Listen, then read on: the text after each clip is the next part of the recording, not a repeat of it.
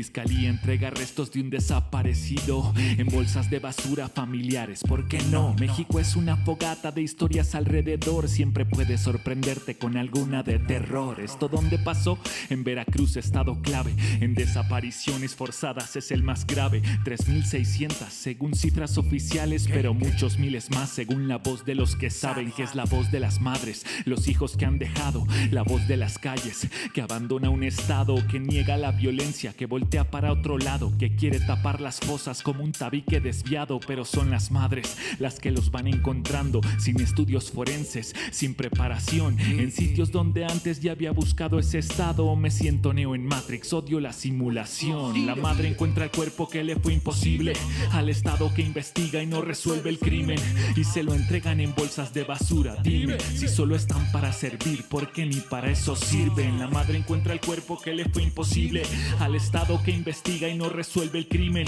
y se lo entregan en bolsas de basura. Dime, si solo están para servir, porque ni para eso sirven. Eladio Aguirre había migrado por su gente, por un mejor trabajo, darles algo diferente. Regresó a visitar y desapareció por siempre. Se fue a buscar la vida y regresó a encontrar la muerte. Su madre llamaba al fiscal, pero nada más no lo encontraba, ni ella estaba cansada. Decidió ir a buscar, armada de pico y pala, y pa' las pulgas del fiscal sería ella la que lo encontrara. No le creían hasta que les mandó fotos y fueron a recogerlo como a regañadientes. Si no les gusta que hagan su trabajo otros, pues deberían hacerlo de forma más eficiente. Ya corrieron al fiscal y a su gente y aseguran que lo investigarán penalmente a donde tope. Le dieron a su hijo en una bolsa de basura, pero podrían ser ellos los que acaben en el bote. La madre encuentra el cuerpo que le fue imposible, al estado que investiga y no resuelve el crimen, y se lo entregan en bolsas de basura. Dime, si solo están para servir, porque ni para eso sirven. La madre encuentra el cuerpo que le fue imposible, al estado que investiga y no resuelve el crimen, y se lo entregan en bolsas de basura. Dime, si solo están para servir, porque ni para eso sirven. Nos vemos el próximo lunes. Continuamos en De Buena Fe. Paz. Gracias, Daniel, acá por esta noticia rapeada. Buenas noches, le damos la bienvenida a este espacio para hablar de buena fe. Hoy trataremos de aclarar el panorama electoral de junio próximo, discutiendo el tema de las candidaturas retiradas aspirantes de Morena. Como usted sabe, el Instituto Nacional Electoral decidió, mediante su Consejo General, cancelar el registro a varios candidatos y candidatas a diferentes cargos de elección popular que contenderían en el proceso del 6 de junio. La mayoría de las personas sancionadas son aspirantes por Morena, y entre ellas sobresalen los casos de Félix Salgado Macedonio y Raúl Morón Orozco, elegidos dentro del partido para competir por las gobernaturas de Guerrero y Michoacán, respectivamente. En las resoluciones, las y los consejeros del INE alegaron que eso se debió a que Morena no entregó reportes de gastos de precampaña. Sin embargo, las posturas que han adoptado el presidente del INE, Lorenzo Córdoba, y su compañero Ciro Murayama, con relación a evitar que Morena obtenga mayoría en el Congreso junto a sus aliados, ha generado polémica y confusión acerca de si sus decisiones tienen fundamentos legales o más bien tienen motivaciones de corte político. Ante este escenario que poco contribuye a llevar un proceso electoral basado en derecho y los principios democráticos, que además refleje la voluntad política de las y los mexicanos, es importante analizar la actuación del INE. Cabe preguntarse, ¿hasta qué punto sus decisiones son legítimas conforme a sus atribuciones legales? Para revisar este tema está con nosotros el diputado Sergio Gutiérrez Luna, representante de Morena ante el INE. Vamos con él y con Gibran.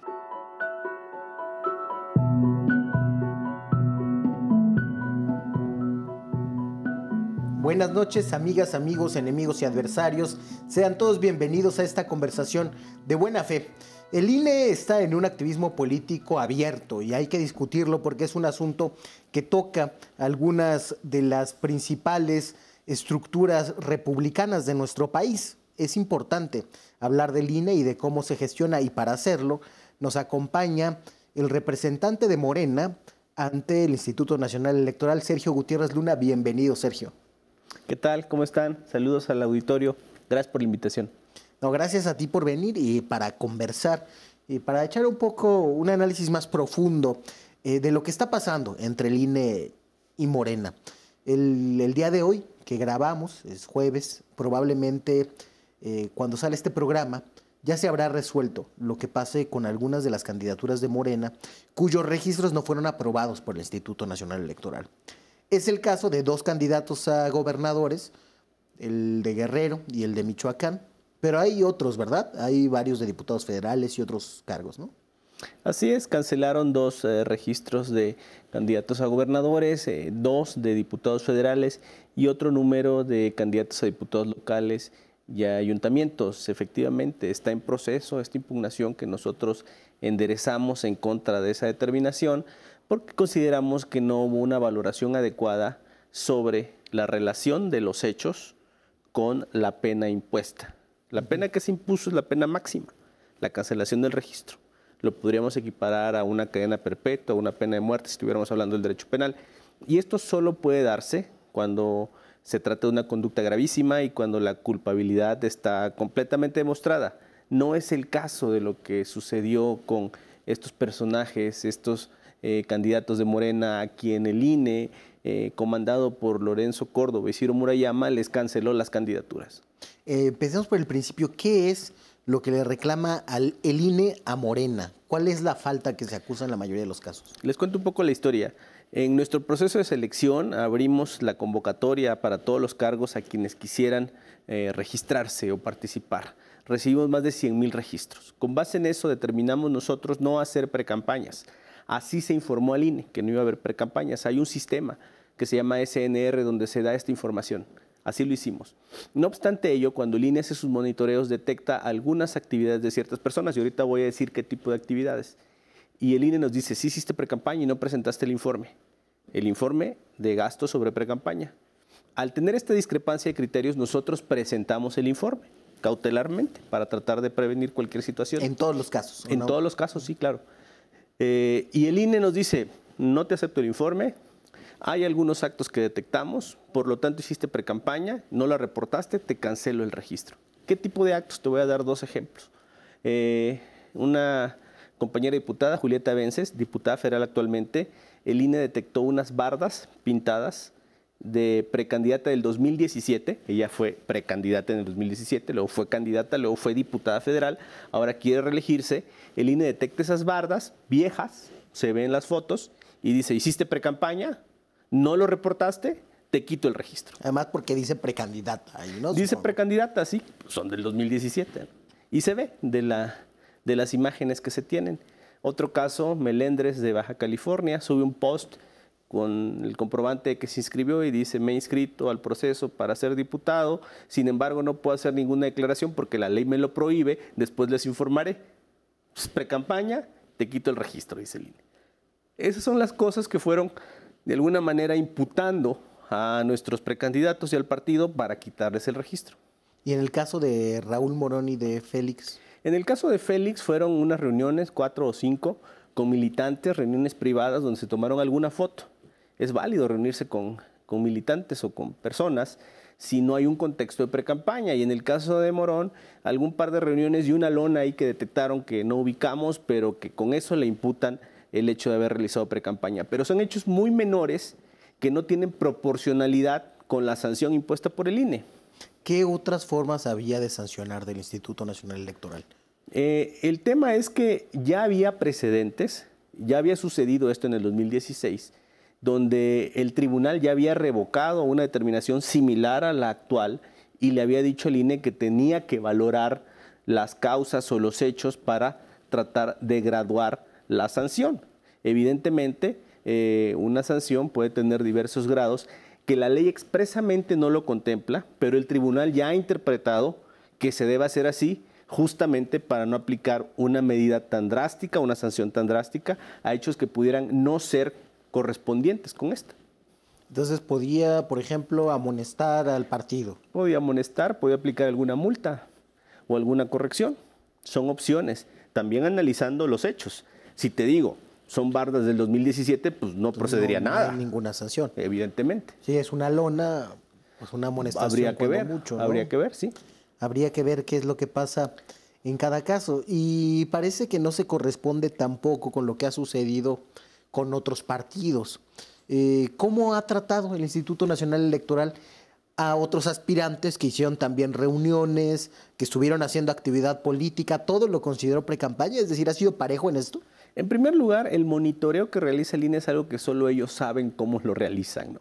Es un monitoreo selectivo, hacen sus verificaciones en los distritos y con base en eso sus reportes de fiscalización. Nosotros decimos y acusamos y señalamos que hemos visto cierta tendencia en estos informes. Recordemos que en diciembre, si mal no recuerdo, se cambió al titular, o más bien se designó a una titular en el área de fiscalización del INE, una mujer que viene del SAT y quien ha traído esta dinámica un tanto cuanto inquisidora selectiva. Nosotros estamos documentando ese tema para, en su caso, tomar medidas jurídicas conducentes. Entonces, ¿hay una persecución contra Morena? ¿Así lo es? Yo creo que han sido bastantes parciales en cuanto al tema de Morena, y no solo en este ámbito, sino en otros ámbitos que hemos venido nosotros denunciando o señalando, como una campaña de Ciro Murayama y de Lorenzo Córdoba, quienes traen una clara agenda política, protagónica, donde generalmente le imputan cosas a Morena, ¿no? Sí, Córdoba y Murayama han querido incluso hacerla de legisladores estos años, ¿no?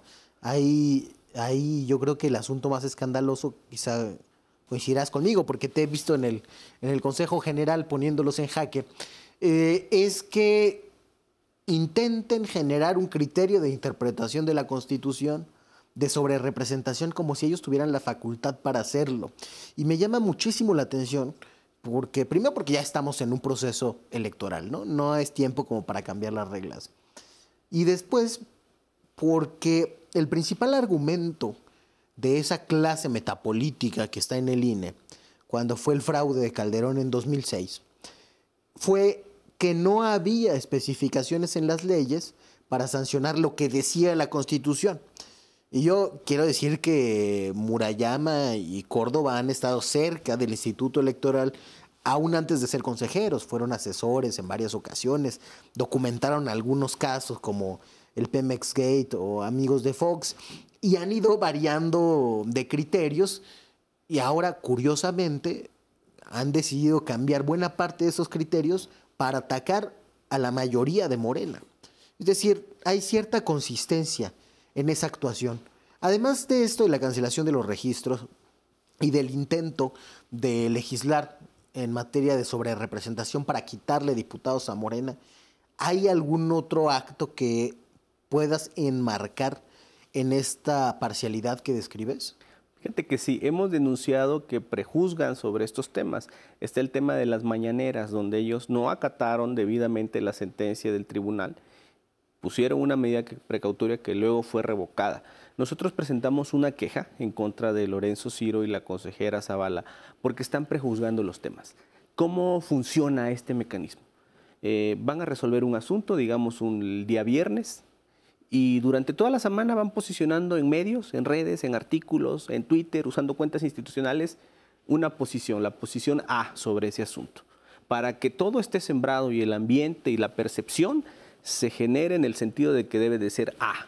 Y llegan a la sesión y presionan y tratan de sacar los asuntos de esa forma. Eso se llama prejuzgar.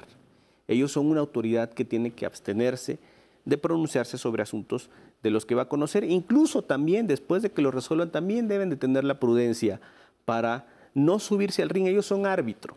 No hay mejor árbitro que el que no se ve. Los espectadores van a ver a los jugadores, no van a ver al árbitro. El exceso de protagonismo de Ciro y de Lorenzo a la vista de todos. Ahí están todas las entrevistas, ahí está el uso de redes institucionales, ahí están sus campañas políticas. Son más de actores que de árbitros. Hace poco se viralizó un video, era de un juego del Cruz Azul, creo, donde el árbitro se atraviesa, ya estando en el área, le rebota el balón, impide que uno de los jugadores anote. ¿Podríamos decir que el INE está así, metido en medio de los jugadores intentando impedir que alguien anote? Así está, yo le agregaría algo. Ese mismo árbitro que tú señalas de ese video que no vi, imagínatelo 3, 4 días diciendo que va a impedir que anoten, va a impedir que anoten, va a impedir que anoten, y el día de la jugada lo hace. Claro. Así están funcionando. Esta agenda está impulsada ¿Verías nada más por el afán de protagonismo de algunos consejeros como Murayama y como Córdoba? ¿O hay algún otro interés? Lo pregunto porque algunos politólogos, muchos de hecho, han dicho que el instituto se conformó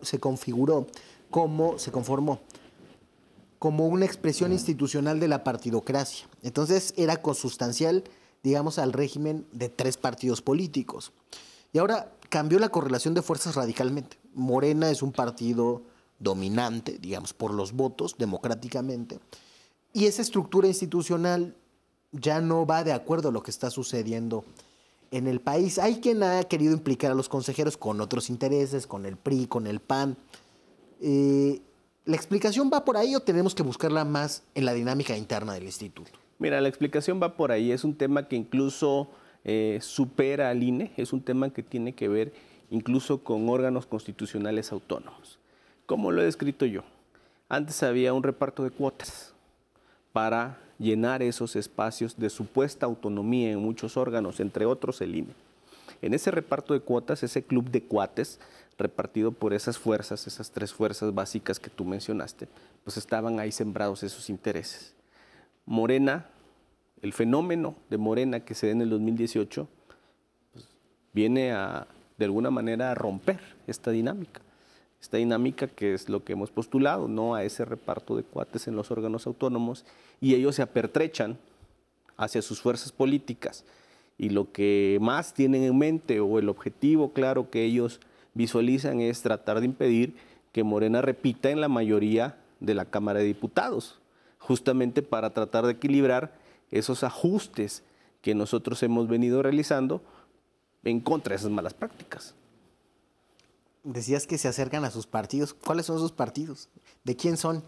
Ciro Murayama, Lorenzo Córdoba. Yo los veo muy ubicados con la Alianza por México, los veo en esa vertiente, en ese sector, lo hemos mencionado.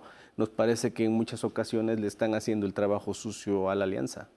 ¿Y el trabajo ideológico también? Yo creo que sí, yo creo que se van por 2 sectores, ¿no? Tanto en la operación interna del instituto, en un posicionamiento mediático, pero también tratando de construir con algunos discursos sobre el populismo, sobre ciertas cosas que pretenden asimilarlas o reflejarlas en Morena y de alguna manera implícitamente señalarlas como algo indebido. Sí, lo que ha sucedido sobre el populismo es un escándalo. Le digo a nuestra audiencia que Lorenzo Córdoba dio en su calidad de presidente del INE una conferencia, o más bien abrió la conferencia de un teórico político muy importante que se llama Klaus Hofe. Entonces fue una conferencia sobre el populismo y lo que entendía Córdoba que era el populismo, empezando por describir algunos fragmentos de la obra de Rousseau, donde inexplicablemente, como si no situara la obra de Rousseau, lo hace defender a las minorías cuando es el demócrata más radical. Hay una lectura toda alrevesada ahí de Lorenzo Córdoba, donde intenta hacer a Rousseau lo opuesto al populismo, cuando la teoría política dice que eso, a lo que le decimos populismo hoy, era en realidad a lo que se le decía democracia durante muchos siglos. Pero como no pueden aceptar esa realidad, por poco hacen que Rousseau invente el Instituto Federal Electoral y luego el INE. Así están de torcidas las cosas allá, en ese sentido. Creo que buena parte de eso demuestra la decadencia de toda una clase intelectual de la transición a la democracia, que tuvo su esplendor en algunos autores respetables, como José Woldenberg quizá. Y después sus asesores, sus alumnos, Córdoba, Murayama. Una cofradía. Sí, se volvieron como reproductores de esa serie de ideas sin aportar nada a que se actualizaran. Incluso otros cercanos, digamos, a ese grupo ideológico, como Salomón Chertorivsky, han creado relatos paralelos a lo de la transición a la democracia, que es un relato de Woldenberg, que implica una serie de reformas que nos llevaron de un sistema de partido casi único a la democracia. Han hecho relatos equivalentes para la salud, de un sistema centralizado, costoso, a un sistema que es el democrático, que es el seguro popular. Otro desastre. Es decir, parece que se han quedado sin respuestas para los retos que plantea el presente. Pero seguramente que también hay una responsabilidad de Morena sobre la que quiero hablar contigo en el siguiente corte, si nos lo permites. Con gusto.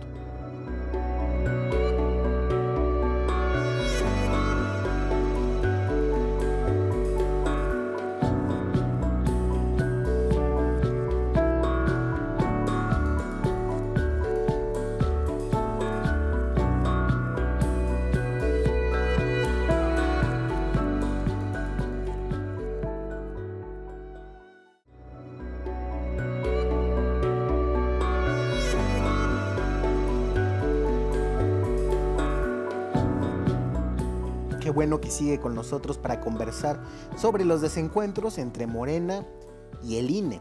Y hablábamos al final del bloque anterior de estas personas que se sienten la encarnación de la democracia, los campeones de la neutralidad, aunque acaben jugando siempre para un mismo lado. Aunque firmaran los desplegados en 2006 para respaldar a las autoridades judiciales, sobre todo en su fallo contra el actual presidente López Obrador y la coalición entonces por el bien de todos, siguen intentando vender una imagen de neutralidad. Tenemos claro que ahí hay buena parte de la responsabilidad. Pero yo me pregunto de manera sincera, si en Morena no se pudo hacer algo más también para evitar dar ese espacio para que estos consejeros mordieran. Es decir, es cierto que se notifica al INE que no habrá precampañas, pero que algunos candidatos empiezan a realizar actos orientados a lo que será su campaña después, que supongo que eso es lo que sostienen en el INE. Tú como representante actual ante el INE, si tuvieras que corregir algunas de esas actuaciones, ¿plantearías que la ruta fuera distinta o defenderías la que se tomó? Mira, sin duda yo creo que lo que se pudo haber hecho viendo esta situación hacia el pasado es tal vez hacer una consulta institucional donde se le explicara a la autoridad, traemos esta ruta, esto es nuestra ruta que nos permite administrar a 100,000 personas que se inscribieron. En lo político y en lo administrativo es algo muy complejo y poder plantear junto con la autoridad tal vez alguna salida. Eso yo creo que podía haberse hecho. Donde yo discrepo es en la existencia de una autoridad represora, agresora, que no pueda construir con los partidos o con los actores mecanismos para evitar estas situaciones que son definitivamente insanas para todos. Es decir, más apostarle hacia una autoridad preventiva, con acompañamiento, con asesoría, con visualización, y no con alguien que esté esperando a tener una diferencia de criterio para castigarte. Uh-huh. Se registraron 100,000 personas para contender o para intentar conseguir una candidatura en Morena, entonces. Así es. Y esto presentaba una dificultad originaria, que es que el partido, si abría un periodo de precampañas, no podía controlar la dinámica de gastos y actividades de cada una de esas 100,000 personas. Se volvió algo muy complejo, muy difícil, así es, efectivamente. Y aún sin abrir periodo de precampañas y un mecanismo de precampañas, hay personas que realizaron actividades. Y el partido no puede hacerse cargo, digamos, de todos, porque algunos ni siquiera son militantes de Morena. Y otras, depende cómo evalúes esa actividad, ¿no? Como el post que te dije, donde no puedo decir nada porque la ley me lo prohíbe, pues yo no la categorizaría en una actividad de campaña o de precampaña o de algo que estuviera de alguna manera fuera de la ley, cuando la misma persona está diciendo que no puede decir nada. 100,000 personas, una participación inédita, seguramente no se vio en otros partidos políticos, que fue la respuesta a un llamado a que no solo los militantes, sino quien quisiera se inscribiera a ese proceso. Pero algunos dirán, entre los que resultaron candidatos, en todos los cargos,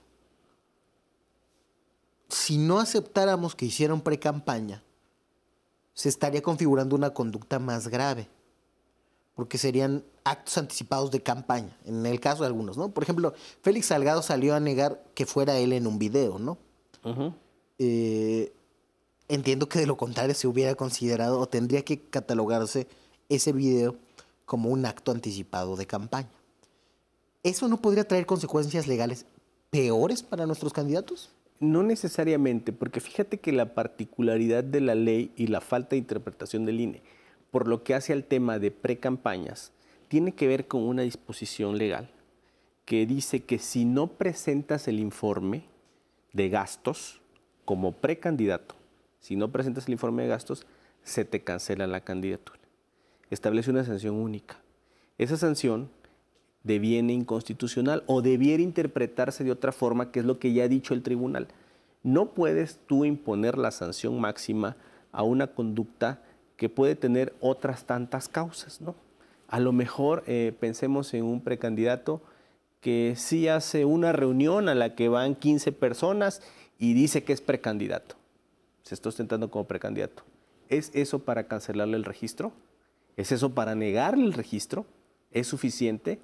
Por eso la autoridad tiene ciertos márgenes para sancionar cuando alguien incumple la ley y no de entrada irse a la pena máxima, ¿no?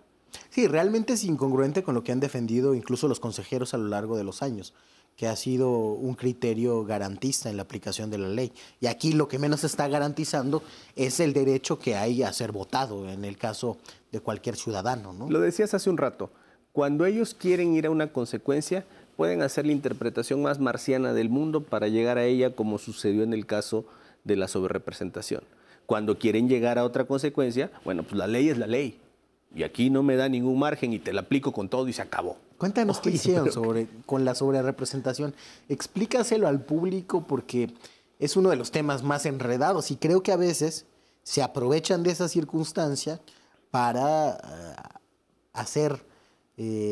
fabricar, digamos, artilugios legaloides que se pueden explicar poco al público para asestar golpes realmente muy importantes. Es decir, con los criterios que establece el INE, los votos de los que voten por partidos de la coalición valen menos que los otros votos.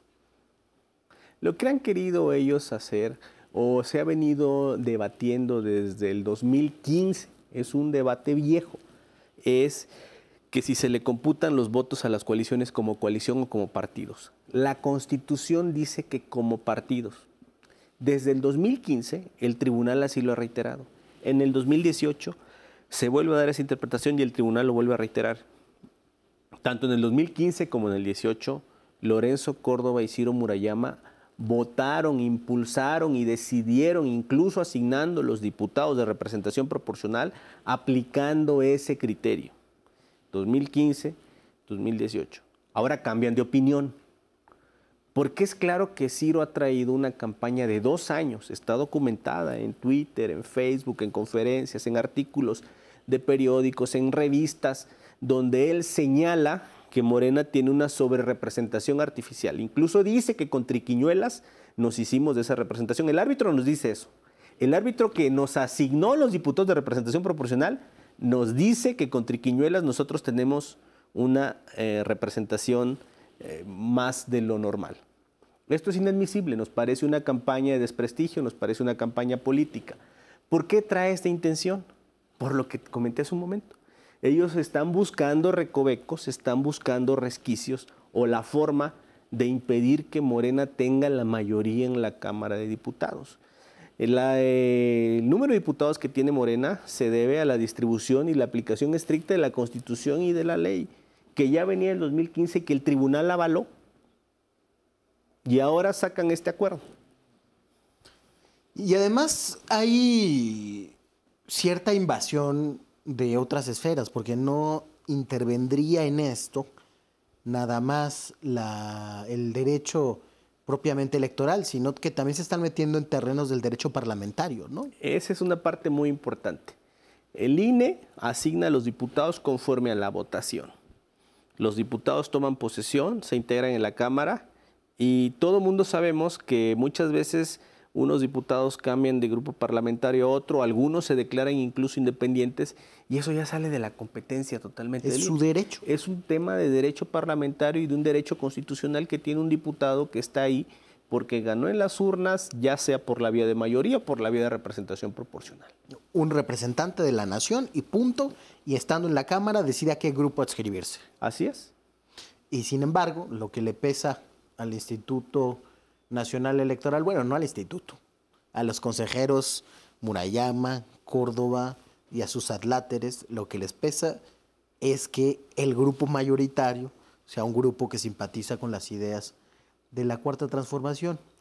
Pero probablemente este comportamiento que vemos en estos dos consejeros, en el discurso, en la campaña que han tenido durante estos 2 años, sea expresión de un asunto más estructural.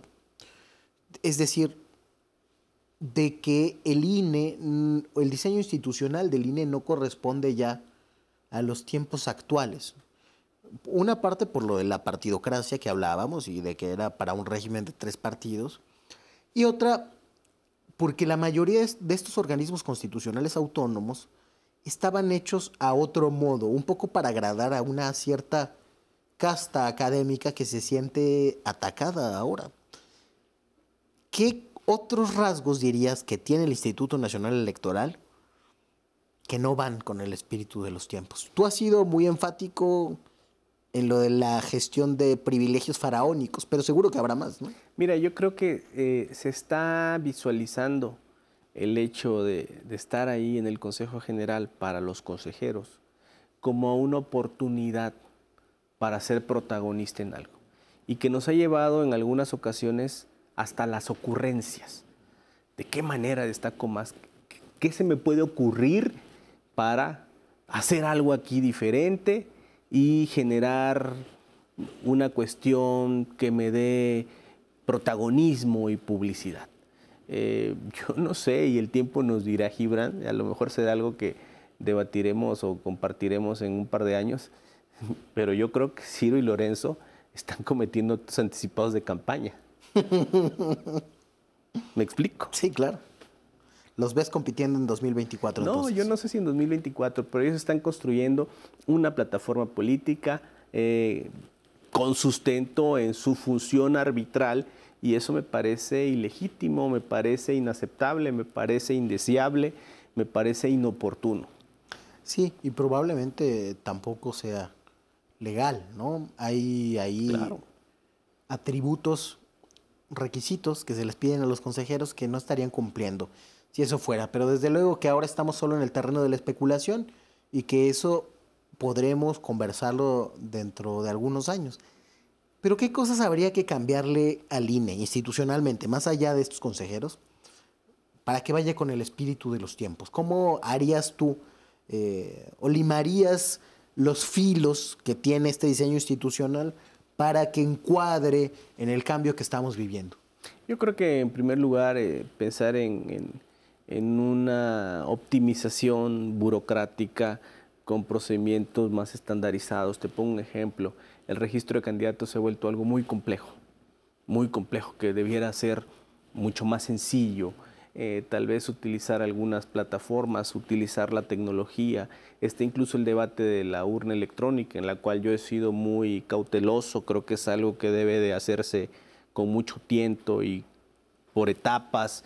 Yo creo que el tema o la clave está en los procesos institucionales, los diversos procesos, la organización, la impresión de boletas, la selección de los representantes, de los funcionarios de casilla. Yo creo que esos procesos sí son revisables para tratar de simplificarlos y que hay un menor margen de discrecionalidad en las decisiones que se toman en el Consejo General.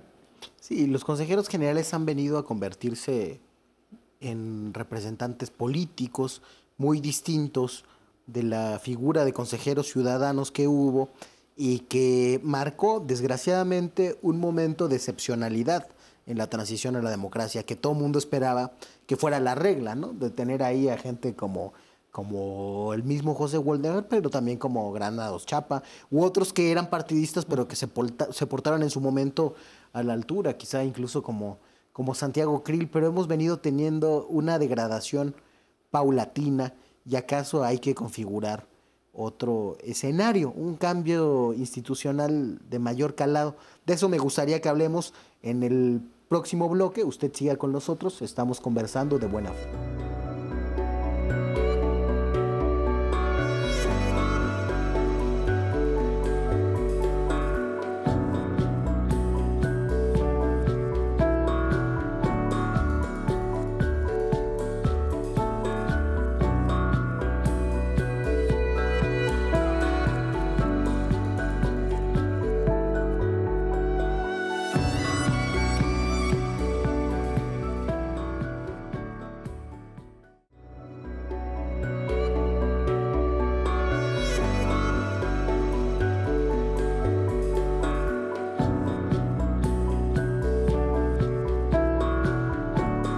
Qué bueno que sigue con nosotros aquí en De Buena Fe, conversando con Sergio Gutiérrez sobre el choque, o la distancia más bien, que ha habido entre Morena y el Instituto Nacional Electoral, un árbitro que se ha vuelto cada vez más jugador, sobre todo con algunos consejeros protagónicos, que podría ser que estén haciendo campaña, pero hay muchas otras cosas que se han discutido sobre el presente sexenio.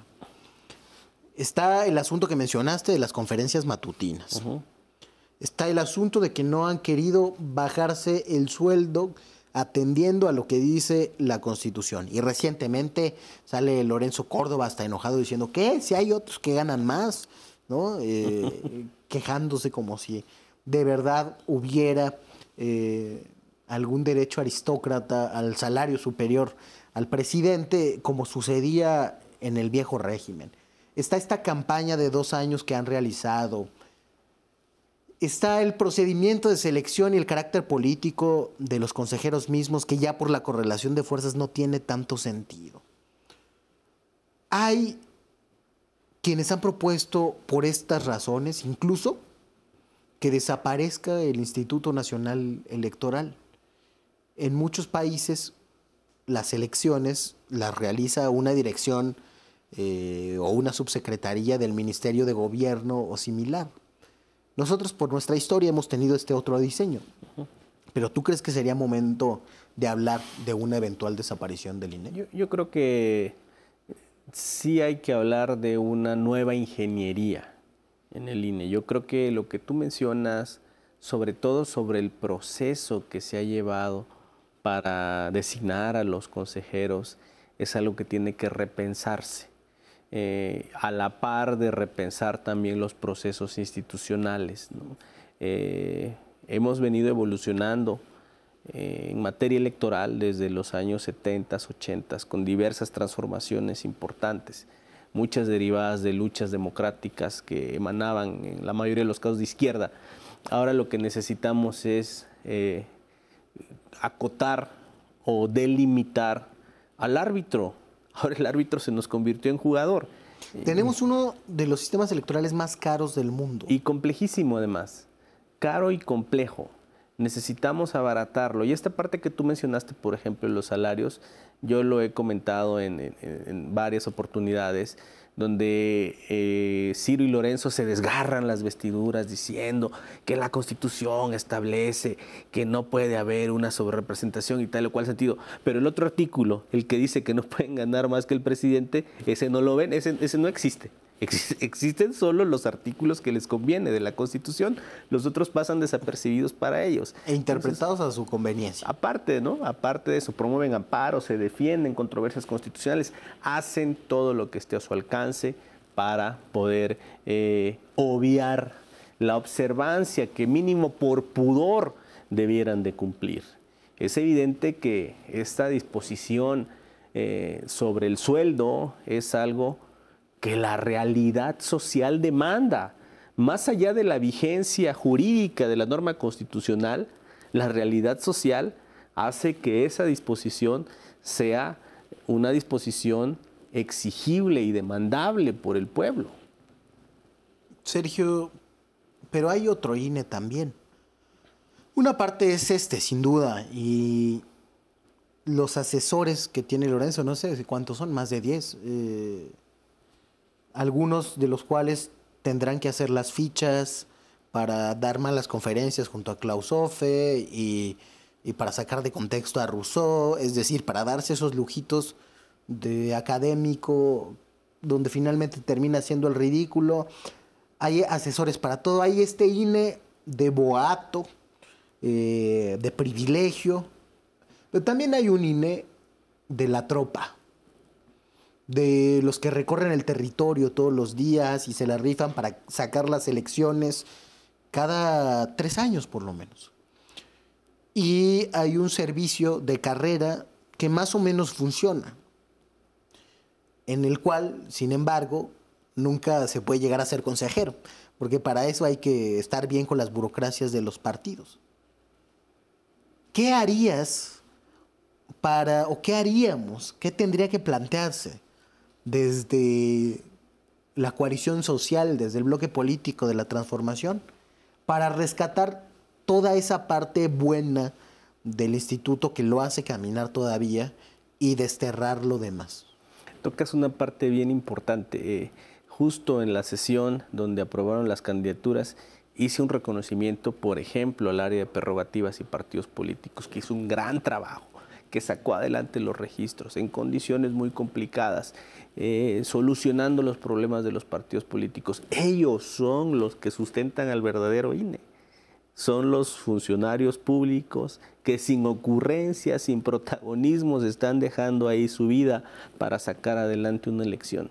A ellos hay que aplaudirles, hay que escucharlos, porque también tienen ideas relevantes sobre cómo mejorar procesos, porque son los que hacen esos procesos. No son los que supervisan desde arriba como asesor o como coordinador de asesores para decir que algo está mal o para proponer una ocurrencia que implica miles y miles de horas de trabajo para los que verdaderamente sudan la camiseta por una institución.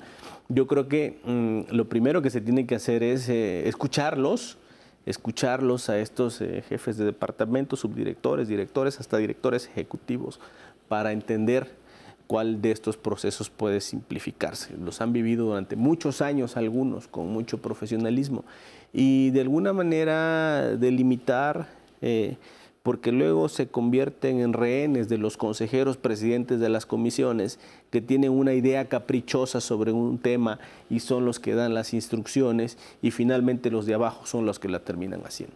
Sí, muchas veces los que diseñan las reformas electorales lo hacen desde cubículos universitarios, con poco contacto con estos que son los que operan las decisiones y que tienen una idea mucho más acabada de hacia dónde deben ir las cosas. Yo me pregunto si no estaría bien que los cargos de consejeros también fueran de méritos y de concurso, como los que hay en todo servicio de carrera, para dejar este carácter que se atribuyen a veces cuasi sagrado. Digamos, se asumen muchas veces la encarnación de la democracia, pero con base en una paradoja, que es que su legitimidad no deriva de las urnas, deriva de un poder que sí deriva de las urnas, que es el poder legislativo. Pero luego se quieren hacer los guardianes de algo de lo cual ni siquiera son producto, digamos, de esa vertiente aristocrática del pluralismo que derivó en los órganos autónomos. Y seguramente que tendríamos que pensar también en cómo democratizar de alguna manera a los institutos electorales. Yo creo que sí hay que pensar en cómo democratizarla, no solo en el origen. Tienes razón por cuanto hace el origen. Generalmente quienes aspiran a ser consejeros mayormente son académicos o personas que a veces creen que en esta idea de cubículo de academia se puede hacer bien esa función, y no lo demerito, pero yo creo que el éxito de todo órgano colegiado estriba en su pluralidad. Es evidentemente válida la experiencia de un académico, pero también, por ejemplo, de alguien que trabaje en una junta distrital y que tenga ahí un tiempo importante, o a un ciudadano que haya tenido 2 experiencias de presidente de mesa directiva de casilla. Yo creo que desde esa perspectiva, donde también agregaría un ingrediente más, el no hacer todo centralizado. La mayoría de los integrantes del Consejo General son del centro del país. También es importante recoger a personas que vengan de realidades en regiones o que no necesariamente estén vinculados con la cúpula del centro. ¿Cuántos consejeros son de la Ciudad de México? Lorenzo y Ciro, por ejemplo. Sí, bueno. Y otros varios. Yo creo que son más no solo de la Ciudad de México, sino con su formación académica o profesional en el centro, ¿no? Sí, y sí hay un problema con eso. Por ejemplo, en la Facultad de Ciencias Políticas nos enseñaban mucho sobre todos los candados que hacían imposible que hubiera fraude electoral. Y está muy bien aprender los candados desde la óptica desde la cual los diseñaron. Pero es distinto irte a meter a Veracruz o a la Sierra Norte de Puebla o irte a meter a estados donde domina el PRI, como el Estado de México, hasta abajo, para ver cómo operan los mecanismos de fraude y las discrepancias que hay con este diseño institucional que a veces algunos académicos pensaron que era cercano a la perfección. Y entonces, por eso muchas veces no entienden que en este sistema se puedan hacer fraudes electorales. Y por eso terminan firmando desplegados como esos que firmaron. Así es, e incluso yo le agregaría un ingrediente más.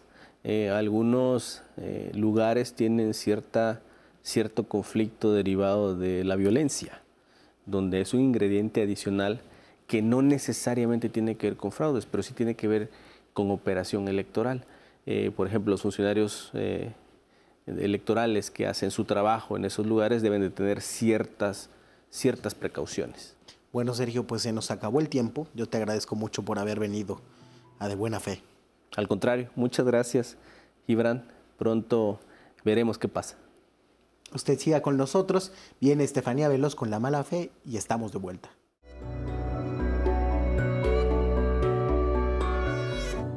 Es de mala fe ondear la bandera de la neutralidad cuando en realidad se actúa a partir de una línea política, ideológica o de interés particular.